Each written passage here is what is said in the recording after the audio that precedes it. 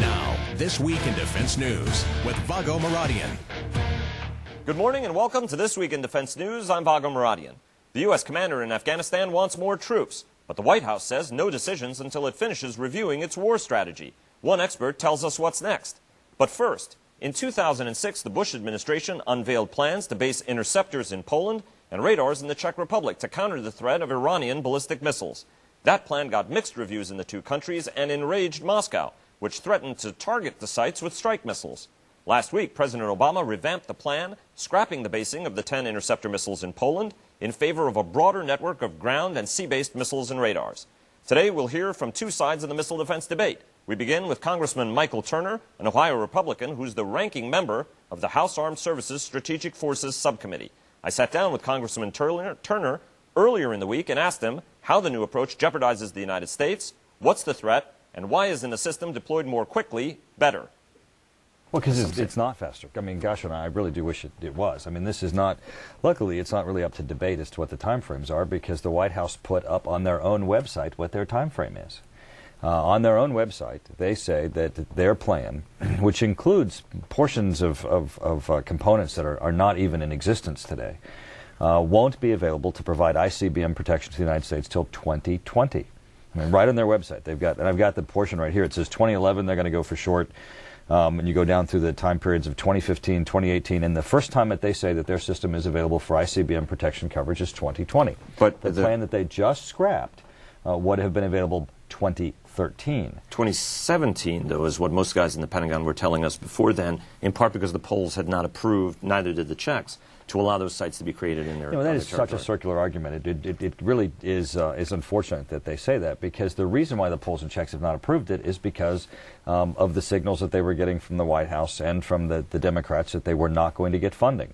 The initial approval that they received from the Czechs and the Poles was the most important, because it's the first step of saying, we're interested, we're willing to do this against a public that was not in favor of it. So that the Czechs and the Poles really stepped out on a limb. The White House, in giving them signals, let them know they were going to cut funding, they were probably not going to go forward with the system.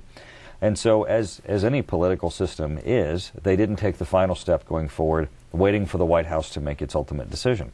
But the Czech and Poles were not the impediment. The impediment was this White House and Democrat support for funding this system. This is a system that could have and should have been in place by 2013. And if the President had said last week, instead of no, we're stopping, if he'd said yes, we're going forward, it could have been 2013, 2014. It did not have to be 2017. But even so, let's say that everybody at the Pentagon, by having stretched it out to 2017, says that that's the earliest this system would have been available, which, by the way, is not, I don't believe is accurate. The system that they're proposing, without question, by their own website information, is not available until 2020. There is a gap that puts America at risk. But the Navy ships actually are available now, and it's one of the missions that 18 Navy ships have been modified to do. They carry the Standard Missile-3, which is seen as actually a more mature technology. Isn't forward-basing these ships, both in the North Sea and the Mediterranean, not a better way of actually giving you that sort of regional coverage? And by the way, as I recall, what General Cartwright said in the press conference was that the investment is still going to continue in the ground-based interceptor to see whether or not, in 5 years' time, if the threat's there, we can deploy this forward to Poland, Czech Republic, or anywhere else. Well, what's interesting with mobile about this, radars. but what's interesting about this is, this is a system of systems. These are components, and you try to get greater and better coverage by how you take them apart and put them back together again. The component that was cut is the one that would have had the greatest amount of coverage for the United States and the soonest coverage. And that's really what I think people are more interested in. I mean, they're certainly interested in protecting our allies. They're certainly interested in protecting our military assets in Europe. But, when it comes right down to it, people want to know when is the United States the safest? And that system would have been available sooner and would have provided the greatest coverage. Now, what's great about all this is you don't just have to take my word for it. Our committee last year had asked for an independent assessment of this whole thing. The Institute for Defense Analysis, this is the declassified portion of the report, gave an independent assessment of the proposed deployment of ballistic missile defense systems in Europe. I have asked for the Secretary of Defense to release the full classified version of this text, and it compares what you just asked me, and it concluded that the system that was just scrapped was the one that was most cost-effective and provided the best coverage for the United States. It compared all of the systems that they're now proposing, because this was done with an anticipation that maybe the other system would work better. And I don't know if you've read this, but this says exactly that the system that was scrapped is the one that was the best. They generally don't like to give classified reports. This is the declassified version. No, I understand that. You can look at the chart in back. It's pretty easy to understand because it's got dollars and time period. But from a missile defense standpoint, the question was about whether 10 missiles gives you that kind of efficacy, because one of the challenges has always been that under battle doctrine, whether it's the U.S. battle doctrine or even the Israeli, it's shoot, shoot, look, shoot. So actually 10 missiles actually only gave you intercept for 3. And a good old Navy friend of mine... Wait, hold on a second, though. That's not necessarily accurate, because they were not in isolation. I mean, it's not like the plan was to put 10 interceptors there and just stop. I mean, all of the systems that you're talking about with the Aegis ships and the like, all of that is still going to be available and would have been available as part of the smorgasbord of options. So you would have had both the ship capability, you would have had the European capability, and you would have had Alaska. And by eliminating the European you still option, have Alaska, though. But they cut that by a third in the budget. They just cut $1.2 billion out of the budget, and they reduced Alaska's capability by a third. So for this administration to say, oh, well, we have Alaska, they just cut it by a third.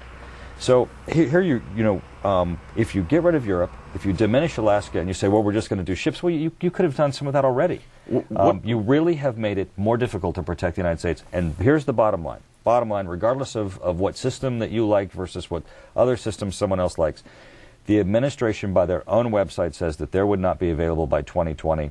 If the Pentagon stretches it out and says that the other system would have been available 2017, it's still sooner. I believe it was available 2013, 2014. All the intelligence seems to say that Iran could have ICBM capability by 2015. That's a great deal of risk for the United States to take. What's the compromise proposal? Where does this system have to go as far as you're concerned? What's the next step?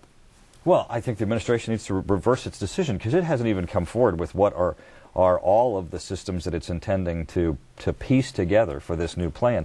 And some of them that they have cited don't even exist today. The plan that they've put forward include components that don't even exist. And for them to have previously said, we're only going to do proven technology, well, the proven technology was ready to go in Europe. Which are the parts that don't exist? Because the X-band radar exists now, the 2 versions of the Standard Missile exist now, and the SM-3 exists now, which is being fielded in the U.S. Navy in the Pacific. They have that by 2020 that their plan is to have ICBM protection by the United States with an SM-3 Block 2B, which does not exist, and which is not something that where there's been presentations to Congress as to what this is or how it will be made. It certainly hasn't ever been tested, but it's not been made. Let me take you to the question of broader strategic, which is you're the ranking member of that. Let's take a look at the nuclear reduction issue. The United States, Russia have tentatively agreed in order to do a drawdown, both on the launch vehicles and on the bomber side, as well as on the warhead side. What's your view of that, given that the nuclear posture review hasn't been concluded yet? Well, I'm very concerned. I mean, one, they're obviously getting this backwards by going to Russia and giving a range in which they would negotiate without having done the posture review. But what's even of greater concern is that this administration appears to have made this concession on missile defense at Russia's request prior to entering into START negotiations.